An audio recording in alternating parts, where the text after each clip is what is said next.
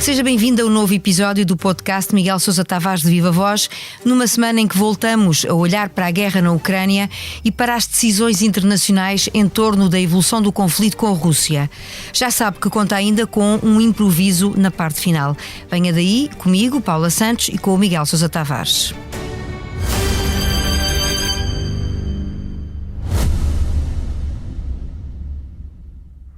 Subscrever o Expresso é ter acesso à melhor informação, a uma vasta oferta de conteúdos exclusivos e à opinião de referência. Subscrever o Expresso é tornar-se membro do nosso clube, poder ser voz ativa de uma comunidade informada e beneficiar de vantagens exclusivas. Subscreva o Expresso em expresso.pt/digital. Expresso. Liberdade para pensar.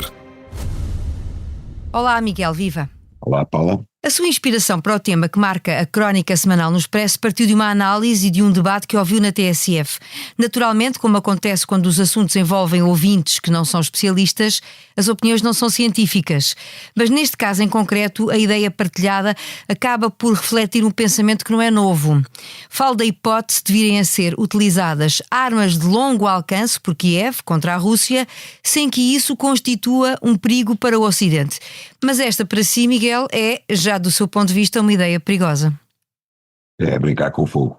E esse ouvinte, no discurso dele, era que mesmo que a Rússia venha a usar armas nucleares, e embora tenha o maior arsenal nuclear do mundo, a tecnologia superior do Ocidente assegura uma resposta que, por sua vez, conduzirá à vitória numa guerra nuclear. Ora, nós nunca tivemos uma guerra nuclear.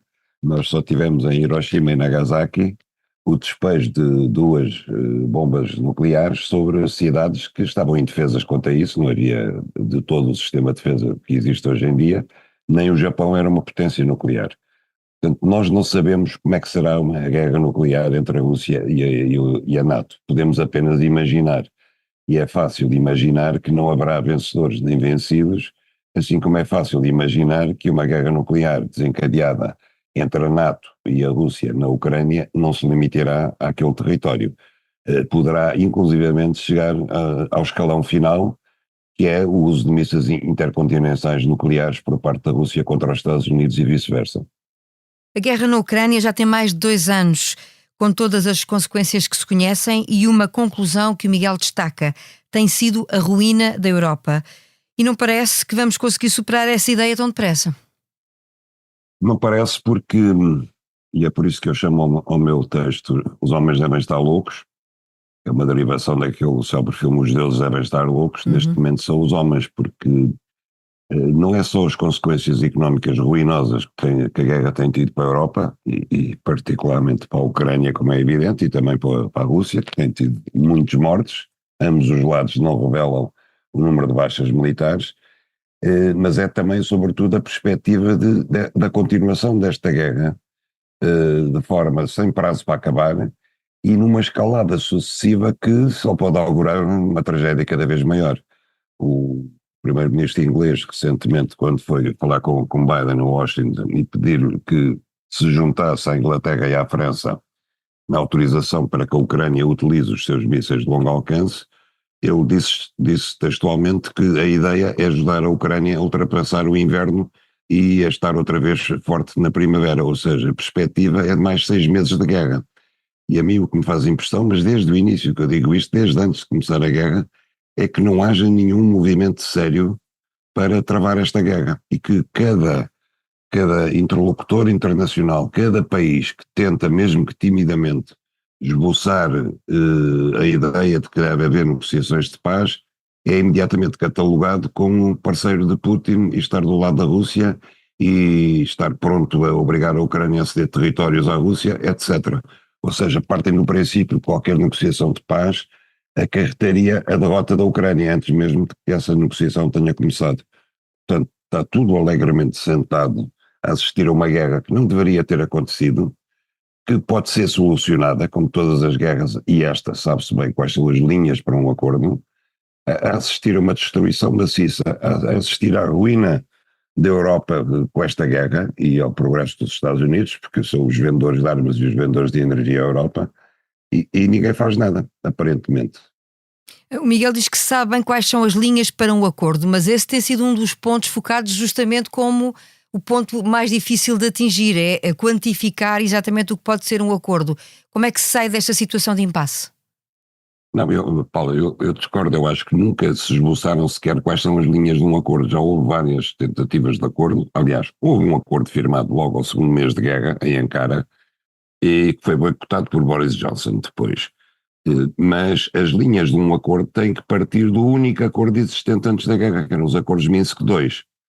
E a partir daí, com mais cedências, menos cedências de uma parte ou de outra parte, é óbvio que consegue chegar a uma situação de acordo. Eu acho que, no fundamental, aquilo que a Ucrânia quer é garantias de segurança da Rússia, para que nunca mais se repita a invasão de 24 de fevereiro há quase 3 anos atrás. E aquilo que a Rússia quer é a garantia de que a Ucrânia não entrará na NATO, porque a partir do momento em que a Ucrânia seja membro da NATO, fecha-se todo o cerco à volta da Rússia, feita por países da NATO, desde a Finlândia até lá abaixo. E isso significa que no território da Ucrânia, que, como vimos, está pertíssimo do território russo, ainda ontem um ataque de drones ucranianos destruiu um dos maiores arsenais de munições da Rússia, e aquilo que a Rússia não pretende é que a Ucrânia, membro da NATO, possa um dia vir a estacionar armas nucleares no flanco leste da Rússia. Isso é perfeitamente entendível, pois as pessoas acham que Putin está contra a entrada da Ucrânia na União Europeia. Eu acho que isso é indiferente para Putin. O que o preocupa mesmo é a história da NATO. Depois há a questão da Crimeia, que é uma questão que Zelensky continua a reivindicar, que vem desde 2014, e aí eu acho que a única solução é fazer uma eleição na Crimeia e as pessoas decidem se querem ser russos, se querem ser ucranianos ou se não querem ser coisa nenhuma. Há aqui um fator importante ainda por decifrar ao longo deste ano, que tem a ver com o resultado das eleições americanas, que não mexe só com a geopolítica internacional a vários níveis, como também tem um impacto direto na guerra na Ucrânia. O que é que podemos contar a partir de novembro, na sua opinião? Qual é o cenário que pode antecipar e, tendo em conta que pode ganhar quer Trump, quer Kamala, o que é que pode acontecer, Miguel? Bom, parece ser pacífico que uma vitória da democrata, de Kamala Harris, significa a continuação do apoio à Ucrânia, tal como tem sido feito por Joe Biden. Já Donald Trump tem aquela frase enigmática de que em 24 ou em 48 horas acabaria com a guerra. Quando lhe foi perguntado no debate com Kamala como é que ele o faria, ele disse, telefonava a um e telefonava ao outro, e começava assim. Bom, é óbvio que qualquer negociação tem que começar assim. Agora, mesmo com a intermediação de um presidente americano, isso não assegura o sucesso da negociação. Mas já seria positivo que se iniciasse uma negociação, é isso que eu digo. Quer dizer, uma vez começada uma negociação, e se, sobretudo, se conseguir um cessar-fogo enquanto decorrem as negociações, as perspectivas são seguramente melhores do que continuarmos como estamos. Para a semana, Zelensky vai à Assembleia Geral das Nações Unidas, vai falar no Conselho de Segurança e vai ter um encontro com Biden e um encontro com Kamala Harris. Mas parece que Trump também pediu para se encontrar com Zelensky. Portanto, o presidente ucraniano vai ter frente a frente e em cima da mesa todas as perspectivas, quer haja uma vitória dos republicanos em novembro, quer haja uma vitória dos democratas.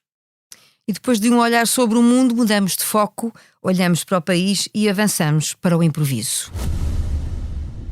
O Observatório Europeu de Monitorização do Clima assinala, na altura em que gravamos este podcast, que em cerca de 4 dias arderam em Portugal mais de 100 mil hectares de terreno. Os incêndios violentos regressaram e com eles o receio de que não estejamos preparados uma vez mais para os enfrentar. Acha que ainda há lições que não aprendemos, Miguel? Eu acho que há uma, sobretudo, porque desde 2017, com os grandes incêndios que houve então, não há dúvida que nós investimos muito, quer nos meios de combate aos fogos, que hoje em dia são suficientes em situação normal, quer sobretudo na prevenção. Isso foi feito e tem sido louvado por toda a gente e é reconhecido por toda a gente. O que nós não avançamos nada, nem aprendemos nada, é com a gestão florestal, ou seja, com a nossa floresta. Uma floresta, para mim, é um organismo vivo. É um sítio onde a Paula vai e vê as árvores com copas grandes, fazendo sombra no chão, sombra essa que permite umidade, vê sinais de vida, vê pássaros, vê insetos, ouve o barulho de ribeiros. Isso é uma floresta, é uma coisa mágica. Todos nós temos ideia na nossa infância, dessas florestas, de andar à procura de cogumelos, etc. Essa floresta está a desaparecer totalmente em Portugal e, sobretudo, está a desaparecer no norte e no centro. Incêndio após incêndio, ano após ano, imagem após imagem, o que nós vemos a arder é eucaliptos e pinheiros bravos. E são as duas árvores mais incendiárias, que mais propagam ignições e que cada vez existe mais, cada vez existem em maior número. Enquanto esse paradigma não for alterado, enquanto aquilo que chamamos indevidamente floresta portuguesa não mudar de composição e de paradigma, nós vamos estar eternamente a assistir a fogos descontrolados. Basta que se reúnam, e como se reuniram a 16 e 17 de setembro, condições meteorológicas, todas elas favoráveis à oclusão e à propagação de incêndios, e uma vez que o incêndio começa, quando encontra o eucalipto e os pinheiros pela frente, aquilo é arder até ao fim. Portanto, seja qual for a medida que o Governo tome nesta altura para reagir ao momento, ela nunca será suficiente para acudir àquilo que é essencial. Não é suficiente. Paula, há disparates que a gente vai fazendo há 30 e 40 anos que eu me pergunto porque é que acontecem. A história do transformar Portugal num eucaliptal é uma coisa que está há anos já posta em cima da mesa, e não é apenas por causa dos incêndios, é também porque um eucaliptal não tem mão de obra, o eucalipto não tem manutenção, o eucalipto planta-se e ao fim de 5 anos está pronto a ser colhido e ir embora para os madeireiros e para as celuloses. Portanto, aquilo acabou, substituiu o mundo agrícola, substituiu os trabalhadores agrícolas por ninguém, contribuiu decisivamente para a desertificação do país, é um dos fatores determinantes pelos quais hoje em dia 76% ou 74%, já não sei, da população portuguesa vive no litoral, e foi um desastre em cadeia. Acabou com a agricultura, acabou com o mundo rural, acabou com a vida no interior, despovoou tudo. E que é também uma coisa que depois contribui para a eclosão dos incêndios, porque as pessoas não vivem lá, as pessoas não mantêm os terrenos, não limpam os terrenos porque não estão lá e não têm utilidade nenhuma nisso.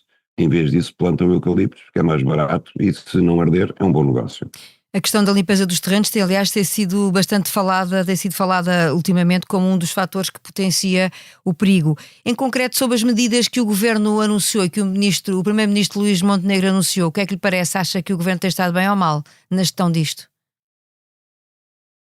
Paulo, a história do grupo das equipes de investigação, tu já sabe que já existiam há 4 anos, já tinham sido criados pelo anterior governo. Isso pode apanhar alguns incendiários do tipo... Há 2 tipos de incendiários. Há um maluquinho da aldeia, que acho que está em decréscimo, mas depois, como disse Luís Montenegro, há coincidências a mais e, portanto, deve haver também uma estrutura criminosa que se alimenta dos fogos nas florestas. Agora, essas equipes de investigação não vão contribuir em nada para a prevenção dos fogos, não vão contribuir em nada para o combate aos incêndios, como é óbvio. Eu insisto no meu ponto.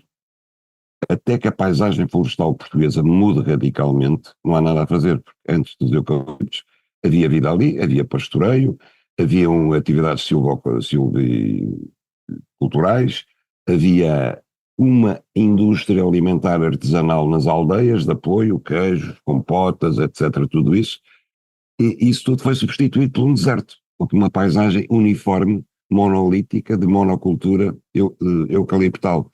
Aquilo que ardeu esta semana, que ainda está a arder quinta-feira, não é Portugal, é o eucaliptal, está todo a norte, a par que a sul não há incêndios. Porquê? Porque, felizmente, tirando algumas manchas, como no Algarve, a Serra de Monchique, que arde 5 em 5 anos, a mancha de eucaliptos no sul, do Tejo para baixo, é muito inferior.